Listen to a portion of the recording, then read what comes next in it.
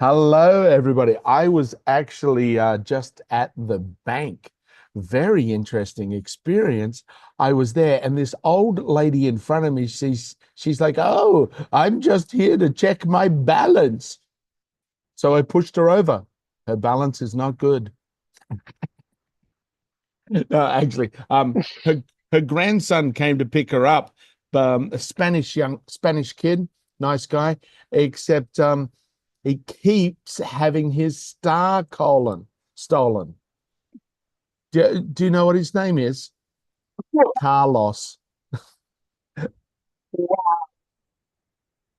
Get it? Carlos stolen. Oh, okay, okay. Sounded Uh, funnier in my head. you're so funny. Okay, well, I'm really excited. We are officially live, and I am super excited about what we are about to do today. Now, if you guys want to, we're going to give you a quick rundown, and then, but if you want to join us for the healing when we go off live, you have to join us on Zoom. So to join us on Zoom, just go to toxicminefield.com and you will be able to join us on Zoom. It's free for everybody, and we appreciate you all there. So, um, have you ever like ended up where you were like you had a feeling, um, and like an incident, something happened, and then all of a sudden you end up saying something you didn't really want to say, or maybe you didn't even speak up when you really wanted to, like you just kind of kept quiet about it. Um, so tonight's Escape the Toxic Minefield training is I want to invite you into a powerful conversation around something that most of us were never taught growing up, but we desperately, desperately needed it. Um, I'm just moving stuff around here on the other side here. So let's take a breath together. And the thing that we're going to talk about tonight is emotional sovereignty. So let's take a deep inhale and exhale slowly. Ah,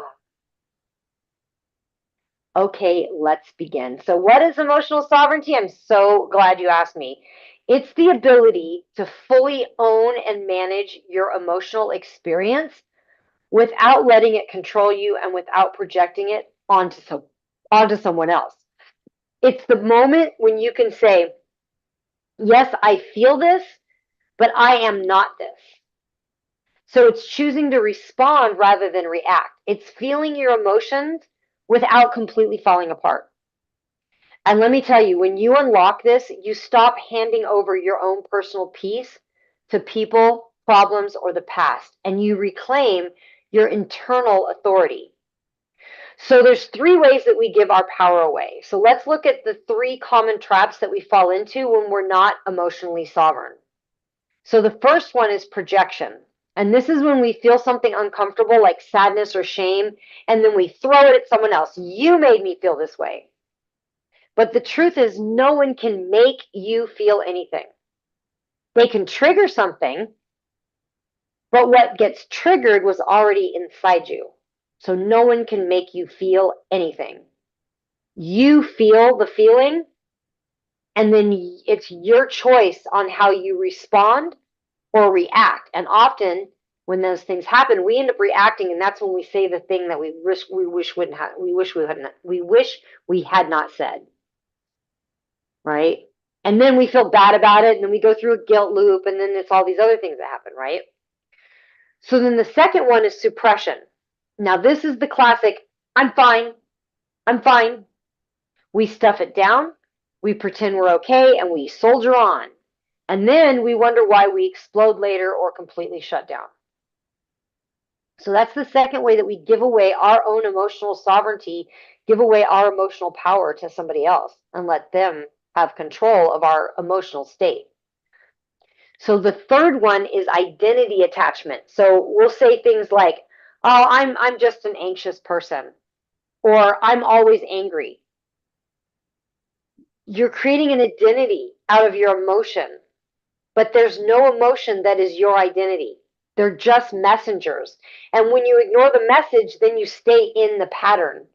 But it's there to kind of tell you, like, hey, this is a pattern. This is something you keep saying you don't want. This is something, you know. So, how do we reclaim our power? How do we get our power back from this? And this is called owning the pause. So, there's a sacred moment that happens right between the stimulus and the response. So, the trigger and your reaction, or the thing that they've said and how you feel about it. That moment between those two, that's the gap. And actually, Wayne Dwyer has a whole thing about getting in the gap and how powerful it is to get in the gap. But that's where your sovereignty is. It's in that gap, in between that pause, in that middle part. Because you have a choice right there. You have a choice in allowing yourself to feel it fully and not let it own you. So I've got a simple tool that I call the emotional pause. It's 4 steps. So 1 is breathe. You're going to slow your inhale and you're going to double your exhale. The first thing is breathe. Just breathe. This gives you a moment to be in that pause without responding. Then name it.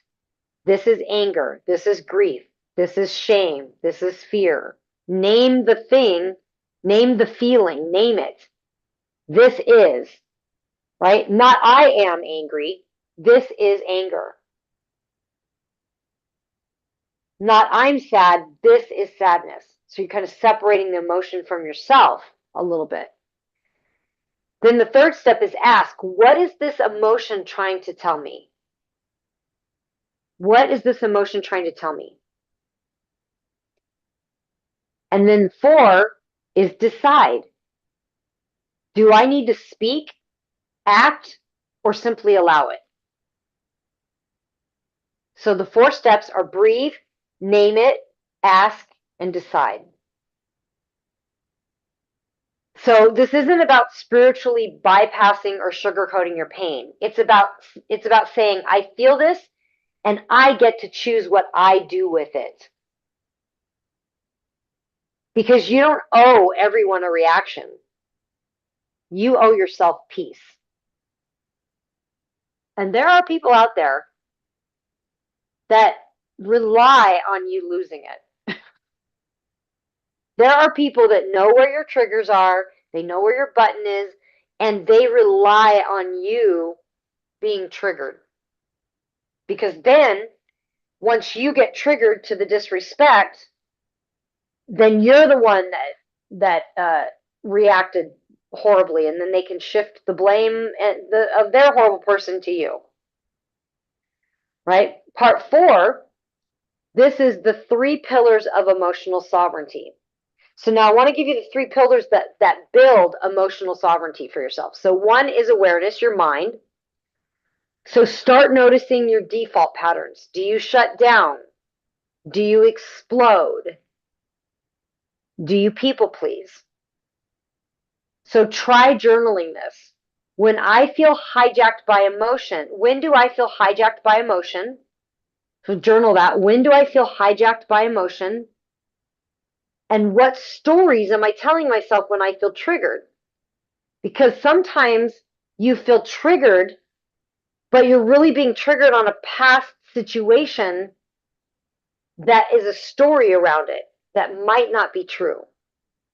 And our emotions very often aren't logical. So they very often don't make any logical sense either, the story that we told ourselves. So for instance, someone might steal from you. And that might trigger you. And then the story that you tell yourself around that trigger is, well, I'm a bad person. I allowed this to happen to me. It's my fault that someone took advantage of me. And that is a pretty common one. We often blame ourselves when somebody else did something to us, but that person is like, that other person that did that, like, that was their agenda. They came in with an agenda. You came in with a happy agenda. They came in with a I'm going to take from this person agenda. You're not thinking like that. Like, you're not like we're not 100% on guard all the time, like expecting that people are going to take advantage of us, you know?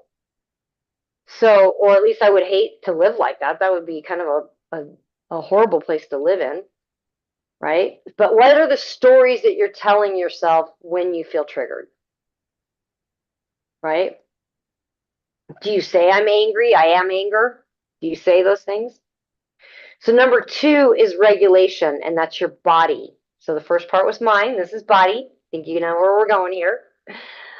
So number 2 is regulation. So your nervous system is part of the story. So let's try this together. Put one hand on your chest and one on your belly. And now say out loud, I am safe to feel what I feel. I am safe to feel what I feel, and take 3 deep breaths here.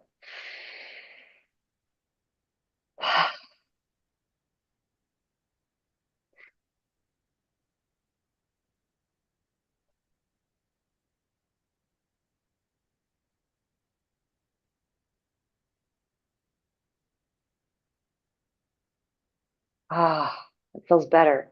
I am safe to feel what I feel. You're not broken. You're becoming fluent in your own body again. Because sometimes our own feelings can be really, really scary when we get hurt. And it's safe for you to feel it and own it and then choose your response. So, third is ownership, and that's spirit. And this is the soul work. So, owning your emotions without blaming others.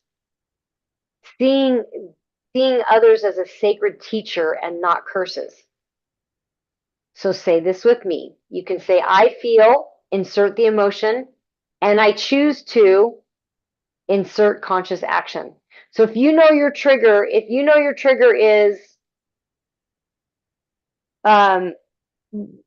when you get triggered, I act this way. So like I feel triggered and I feel depression, like for instance.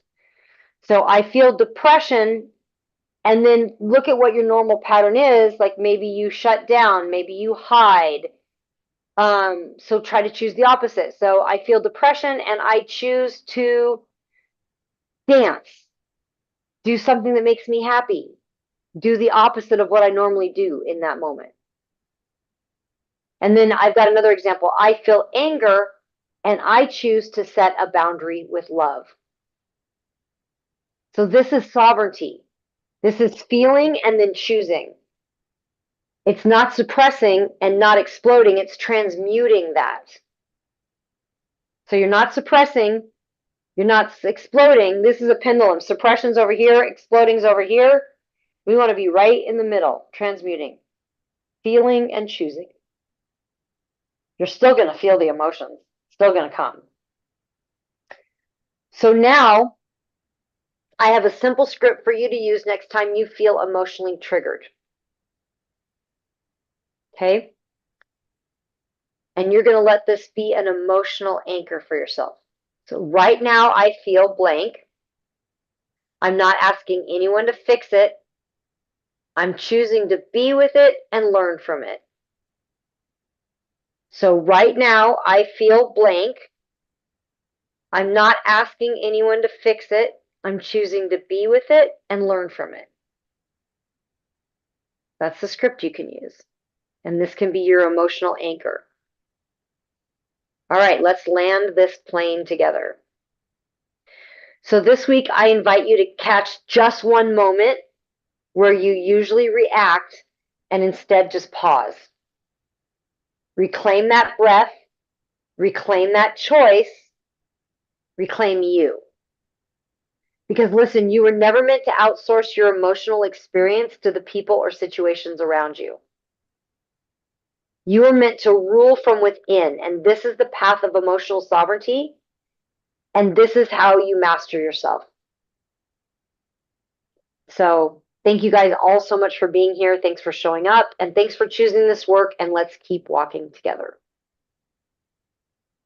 It's a good thing. Emotional sovereignty is you are the creator of all your emotions. You are stimulated by external forces, yet the emotional state is very much a unconscious habit. Yet, regardless of all that, emotional sovereignty is the realization and the acceptance that you are the creator of all the emotional states. And so therefore you have the right to own them and do with them what you choose. And are those emotional states supporting and elevating you into the life you want? So this process which Amy has gone through will help you take you out of the reaction process and into more the account holder. Earlier on, I did a little joke about going to the bank. Emotional sovereignty is really about you banking your emotions or banking on your emotions or banking with your emotions. It is energy that you are creating and spending in a specific way. Are you spending it in such a way that you're saving for your future, or are you wasting it right here and now? So it's something to think about it within the emotional energy. Yeah, definitely. And it really is like that thing, like, I've had, people tell me, well, you made me angry. You did this. You made me do this. And it's like, I didn't make you do anything. You felt anger, and then you chose a reaction instead of a response, you know? And it's kind of an old school way of thinking, that way of thinking. It's kind of an older generational way of thinking, you know? Like even back in, like, I'd say, like, the 50s and 60s for women, it was like if a man was domestically abusive to the woman and she would try to leave, like this happened for Tina Turner and she tried to leave Ike, the mom was like, well, what did you do to upset him? You need to go fix this. Well, no, instead, this guy was out of control of his own emotions. Because it doesn't matter what someone does to you, you're the one in control of your emotions. You're the one in control of your reaction. How they behaved is their responsibility. How you choose to react is yours. So if you blow up and scream and yell, that's on you. That's your responsibility. That's how you chose to deal with the disrespect. Right? So, and two wrongs don't make a right.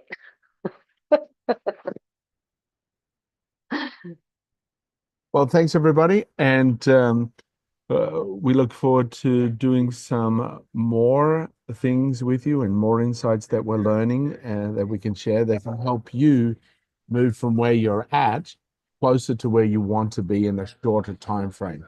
That's basically when we balance out the mind, the body, and the spirit, everything else falls into place. And if stuff isn't going exactly the way you wanted, then let's look at these three areas because they make up your current experience of life. And for those of you that online with us right now, they'll go to the healing. Make sure that you come on into the live to join in the personal one-on-one healing sessions, especially the inherited DNA encoded beliefs. We have inherited beliefs coded into our DNA that your great-great-grandfather had some, or great-great-great-great-great-grandmother had some lack emotional belief structure that totally undermines and destroys your attempts at success in the now, because it's coming from the subconscious, which acts first, and then the neocortex is going, oh, here's how I deal with this situation. You're already dealing with a negative bank balance before you get started. You're not even starting from neutral. So dealing with those, we'll do them here for you for free right here now. Yeah. Awesome. We're here every Wednesday night at 5:30 p.m. Unless we decide to change the time. Join us at Toxic Minefield.